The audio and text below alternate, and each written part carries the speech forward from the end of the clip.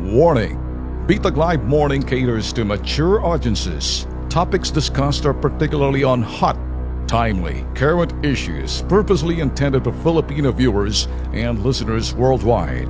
Discussions may contain language that may not be appropriate for some sensitive audiences.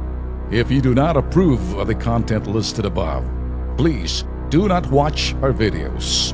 If you wish to continue, we strongly advise that you proceed with caution. Viewer maturity is advised. At nang nakikita ho natin, epekto lamang ng problema. It's born out of, sabihin na ho natin, frustrations, misery, anger, and loneliness in the basis of what has been, what has been done couldn't be undone anymore except to change it.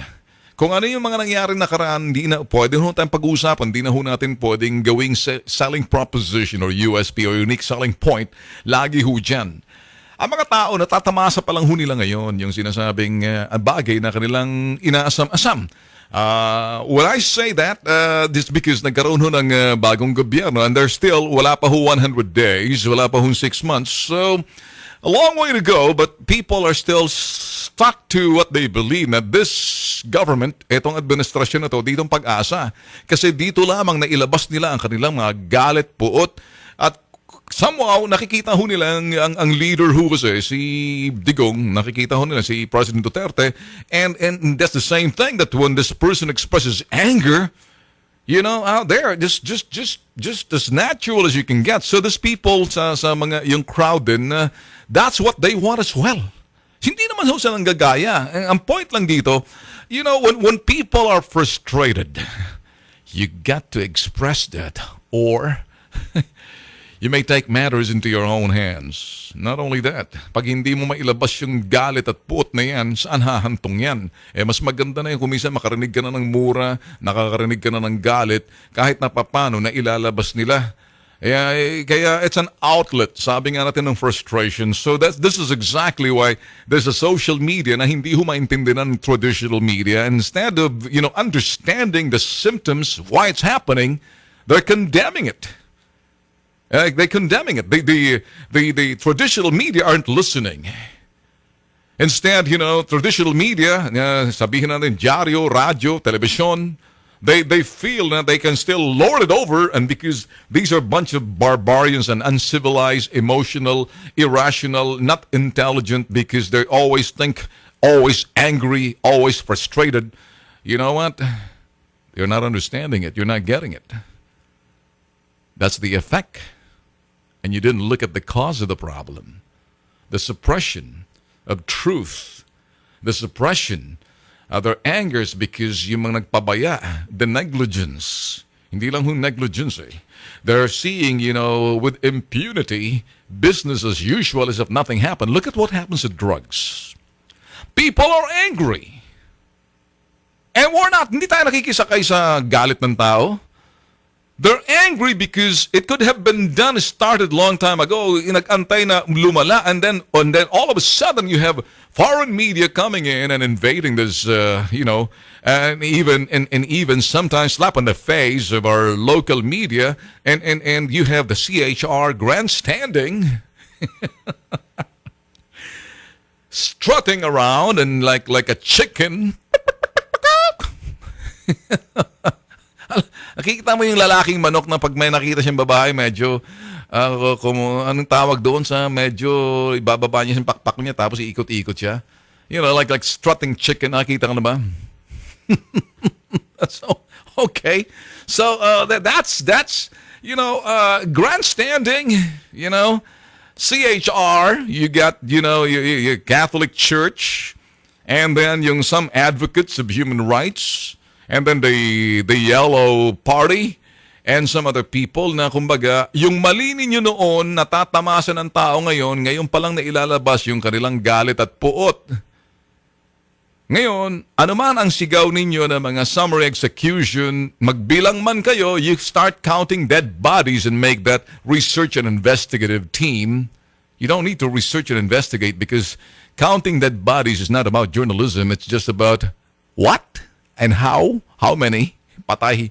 What's the news into it every day Now, you don't even know exactly kung ano yung namatay doon sa summer execution, anong namatay doon sa encounter, anong namatay doon sa turf war, or gang war, or just simply crime na hindi mo ma-discern. And the absence of all these fact, I wish na kayong mga nagsasabing investigative and whatever is yung mga trabaho lang naman ninyo, counting dead bodies. Why not go really deep and figure it out? Is there really such a summer execution? Is there really such a group na nasa loob ng hari ng pulisya? Or are you just simply basically speculating? So nakikita ho ng mga tao, kahit na ho sa Senado ngayon, mga boss, hindi ho nila malaman and naantala na ho ang trabaho nila sa Senate because hindi na ho malaman kung talaga nagtatrabaho ba ang Senate o busy na sila ngayon sa Senate hearing. Ang Senado ko minsan parang grandstanding na lang eh. Focus pa ba mga senador natin sa kanilang ginagawa? Paggagawa ng batas o focus sila mag-grandstanding, bakapal ng mga kumbaga, namamaga ng kalamuhan, nagtatalsikan ng laway, doing the grandstanding for recall? Well, I don't know kung nakikinig sa atin si Laila de Lima, saying, do you have any facts and truth? Is there really a summary execution, ma'am? Or it's just a throw question, that you expect to come up with sabihin contributions of what fact is all about from some sources na maybe you're doing a fishing expedition. Just a summary. Wala naman nangyari in 2-day hearing.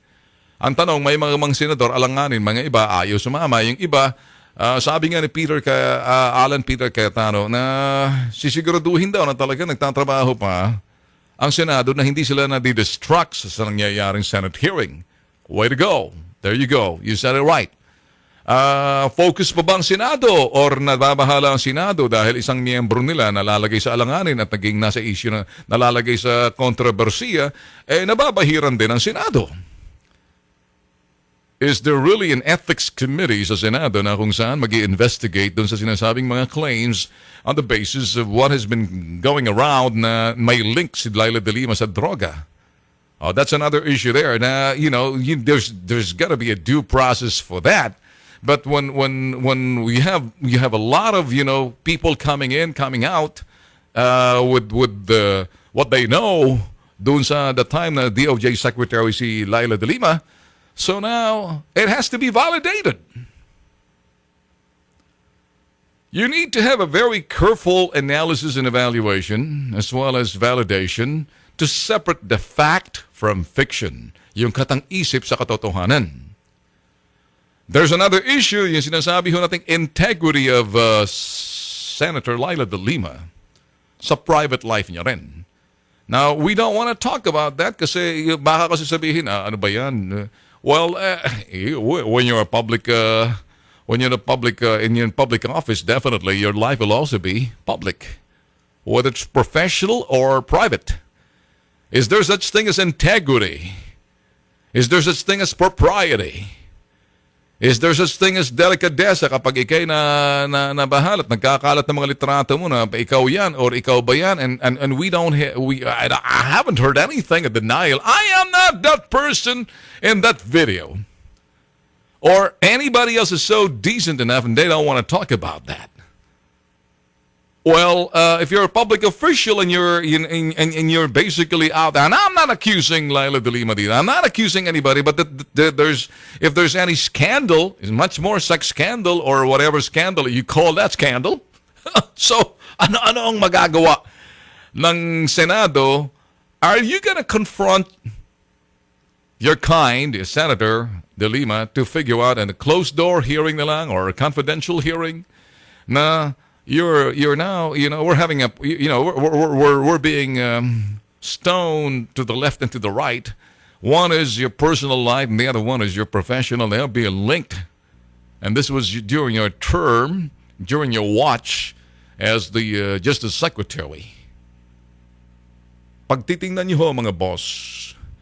And it's funny because the person who's basically accused and during her watch na lumala ang droga, is basically leading ng sinasabi hong summary execution where somebody else can take care of that position. So kung talagang sasabihin ho natin for the sake of just propriety, I will not be the chairman. Ang nangyari ho kasi hindi, umupo pa rin siya eh. And so, I don't know, I feel a little awkward, hindi ba? It's like an awkward feeling for a Senate to allow the person na nandyan ho, sabit ho sa sinasabing kontrobersiya, iya pa nag-iimbestiga. Well, anyway, hindi naman sila pwedeng, I don't know, kung talagang natatakot lang mga senador dyan, baka nang kakakalansingan yung mga betlog ninyo, mga bombols ninyo, makit na sa inyo mga lalamunan.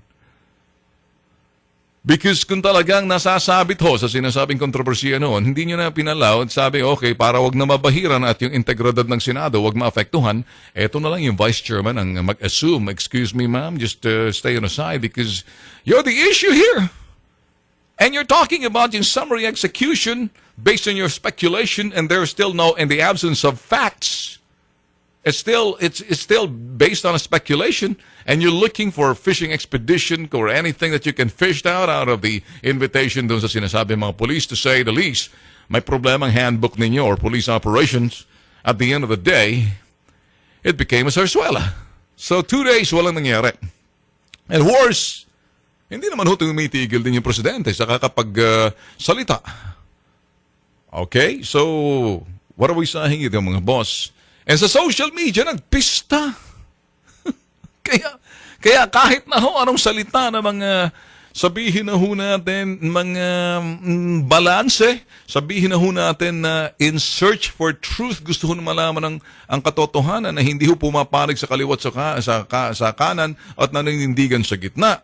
Pero naguguluhan kasi talagang magulo.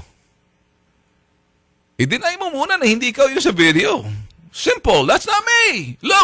Look at this person. Di ba? That's another one. Another one is, ba't lumalandro ka? Bakit sangkot pa rin sa bilibid? Bakit ganito, ganyan? When there's smoke, there's heavy smoke, there is fire.